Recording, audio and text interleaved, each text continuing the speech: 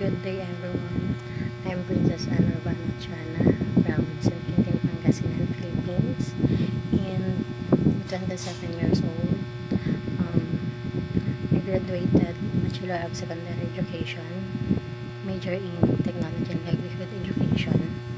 And I am applying as a domestic helper. And I know the responsibilities of what I'm applying for. I can do household chores, and I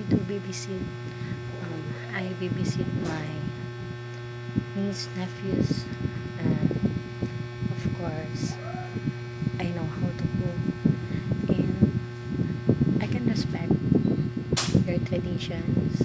I can adopt their traditions, and I know I can be a good and better maid for your home, and I am hoping that you will give me an opportunity to make your home more colorful. And that's all.